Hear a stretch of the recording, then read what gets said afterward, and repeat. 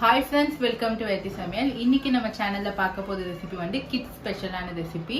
இன்னைக்கு நம்ம என்ன பண்ண போறோம்னா pancake பண்ண போறோம். pancake வந்து கொஞ்சம் ஹெல்தியா பண்ணலாம்னு யோசிக்கும்போது கோதுமை மாவு நெக்ஸ்ட் brown sugar வச்சு pancake கிட்ஸ்க்கு பண்ணலாம்னு சொல்லி நினைச்சேன். அதுக்காக வந்து இன்னைக்கு வந்து நான் கோதுமை மாவு நெக்ஸ்ட் brown sugar வச்சு தான் பண்ண போறேன். இந்த வாங்க வீடியோக்குள்ள போகலாம்.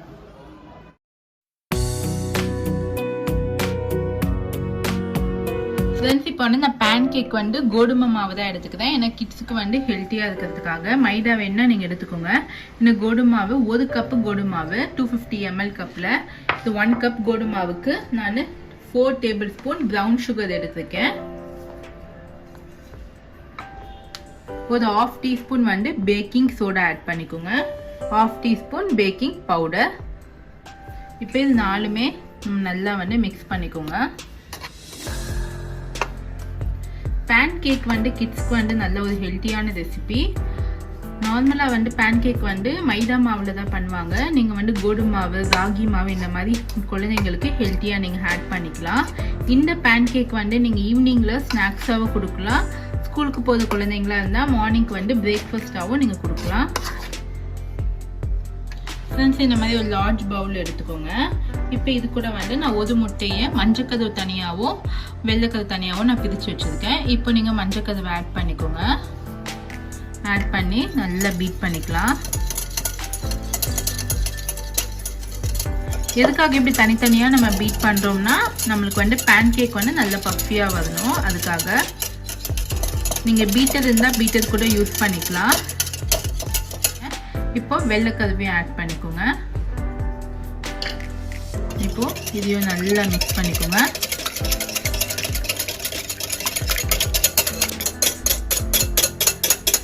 ஃப்ரெண்ட்ஸ் இப்போ பாருங்க நல்லா நுரையோட நான் நல்லா பீட் பண்ணிட்டேன். இப்போ இது கூட நம்ம பால் ஆட் பண்ணிக்கலாம்.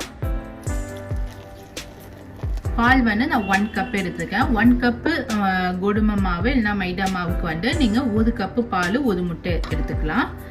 இப்போ இதையும் நல்லா மிக்ஸ் பண்ணிக்கோங்க. இந்த எக்கோட கண்டிப்பாக வந்து எக்கு போட்டால் தான் நம்மளுக்கு பேன்கேக் நல்லா இருக்கும். மில்க்கும் நம்ம ஆட் பண்ணணும். தண்ணியால் வந்து நீங்கள் பேன்கேக் பண்ணிங்கன்னா நல்லா இருக்காது. ஃப்ரெண்ட்ஸ் இப்போ வந்து நம்ம வந்து லிக்யூடாக இருக்கிறது எல்லாமே அடிச்சாச்சு. நல்லா இந்த மாதிரி கொஞ்சம் பஃபியாக பீட் பண்ணி வச்சுக்கோங்க. இப்போ இது கூட நம்ம வந்து கோதுமை மாவு நாட்டு சக்கரை baking powder baking soda mix பண்ணி வச்சுருக்கோம்ல இதை வந்து இதில் கொஞ்சம் கொஞ்சமாக போட்டு நம்ம ஆட் பண்ண போதும்.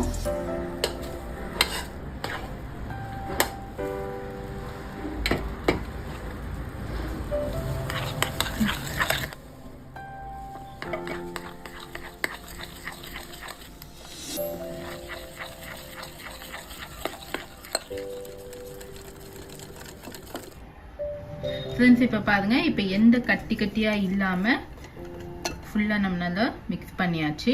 இந்த கன்சிஸ்டன்சிக்கு தான் இருக்கணும். இப்போ வந்து நம்ம பேனில் வந்து கேக் பண்ண ஆரம்பிச்சிடலாம். ஃப்ரெண்ட்ஸ் இப்போ வந்து பேன்கேக்கு நமக்கு மாவு ரெடி ஆகிடுச்சு. இப்போ வந்து நான் தோசை தவா வச்சுருக்கேன். தோசை தவாவில் ஒரு 2 டீஸ்பூன் வந்து ஆயில் வந்து நல்லா அப்ளை பண்ணி வச்சுருக்கேன். இப்போ இந்த மாதிரி நீங்கள் குழிக்கரண்டி எடுத்து ஒரு குழிக்கரண்டி எடுத்துக்கோங்க. எடுத்து இந்த மாதிரி சென்டரில் விடுங்க. மிதமான சூட்டில் தான் இருக்கணும். நம்மளுக்கு பேன்கேக்கு ரொம்ப ஹீட் இருந்துச்சுன்னா நம்மளுக்கு தீஞ்சு போயிடும். குழந்தைங்க சாப்பிட மாட்டாங்க. இந்த பேன்கேக் வந்து நீங்கள் தடவி விடணும் அப்ளை பண்ணி விடணும்லாம் ஒன்றும் அவசியம் கிடையாது. தேய்க்கணும்னு தேவையில்லை. தோசை மாதிரி அப்படியே நீங்கள் இது பண்ணாவே அதுவே ஸ்ப்ரெட் ஆகிடும் மாவு ஃபுல்லாக. இப்போ நல்ல ஒரு லோ ஃப்ளேமில் வச்சுருங்க. ஒரு 2 to 3 மினிட்ஸாவோட நல்லா மேலே வந்து பபிள்ஸ்லாம் வரும். இப்போ நான் இதுக்கு மேலே லிட் போட்டுடுறேன். ஃப்ரெண்ட்ஸ் இப்போ ஓப்பன் பண்ணலாம். இப்போ பார்த்தீங்கன்னா நமக்கு ஃபுல்லாக வந்து வெந்து இருக்கணும். ஃபுல்லாக வெந்து நல்லா மேலே வந்து பபிள்ஸ் மாதிரி வந்திருக்கு. இப்போ இது நம்ம பொறுமையாக டர்ன் பண்ணி போடலாம். நமக்கு இந்த மாதிரி ப்ரௌன் கலரில் தான் இருக்கணும். ரொம்ப பிளாக் கலரில் வந்துடக்கூடாது. இப்போ நம்ம இந்த சைட் டர்ன் பண்ண உடனே வந்து எடுத்துடலாம். கொஞ்சம் லைட்டாக வந்து இப்படி இது பண்ணிவிட்டு பாருங்க. ஏன்னா நமக்கு ஆல்மோஸ்ட் இந்த சைட் ஃபுல்லாக நம்மளுக்கு நல்லா வெந்துடுச்சு. இப்போ நம்மளுக்கு சாஃப்டான பேன்கேக் ரெடி. ஃப்ரெண்ட்ஸ் இப்போ பாருங்க இப்போ நம்மளுக்கு வந்து பேன்கேக் ரெடி ஆயிடுச்சு. இங்கே பாருங்க இந்த மாதிரி ஒரு கலரு வந்துச்சுன்னா ரொம்ப சூப்பராக பர்ஃபெக்டான பேன்கேக்காக இருக்கும். நல்லா நம்மளுக்கு சாஃப்டாக அதுக்கு பேன் கேக்கு. நீங்கள் குழந்தைங்களுக்கு வந்து மார்னிங் பிரேக்ஃபாஸ்ட்டாக இது கொடுக்கலாம், ரொம்ப ரொம்ப ஹெல்த்தி. நெக்ஸ்ட்டு பேன் கேக் வந்து இந்த பேன் கேக் பார்த்தீங்கன்னா கொஞ்சம் எனக்கு டார்க் கலரில் வந்துச்சு. இந்த மாதிரி வந்து பண்ணாதீங்க, ஏன்னா கொஞ்சம் குழந்தைங்க வந்து சாப்பிட மாட்டாங்க. இந்த கலர்னா ஓகே, நம்மளுக்கு வந்து நல்லா சூப்பராக இருக்கும். அதே மாதிரி பேன் கேக்கு வந்து நீங்கள் மாவு வந்து நீங்கள் எடுத்து பேனில் ஊட்டும் போதும் நீங்கள் வந்து கரெக்டாக ஒரு மெஷர்மெண்ட்டான ஒரு கப் வச்சுக்கணும். ஒரே கப்பில் நீங்கள் அளவாக ஊட்டினீங்கன்னா இந்த மாதிரி நமக்கு எல்லா பேன் கேக்கும் நல்லா சேமாக ஒரே மாதிரி நமக்கு ரவுண்ட் ஷேப்பில் கிடைக்கும். இப்போ இதுக்கு வந்து நீங்கள் வந்து குழந்தைங்களுக்கு வந்து நியூட்ரல்லா spread, next jam, strawberry jam, அதுக்கப்புறமா ஹனி, இந்த மாதிரிலாம் நீங்கள் ஸ்ப்ரெட் பண்ணி நீங்கள் கொடுக்கலாம்.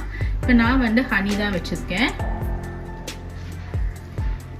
ஸோ மேலே இந்த மாதிரி ஹனி வந்து நம்ம எப்படி ஸ்ப்ரெட் பண்ணாவே போதும்.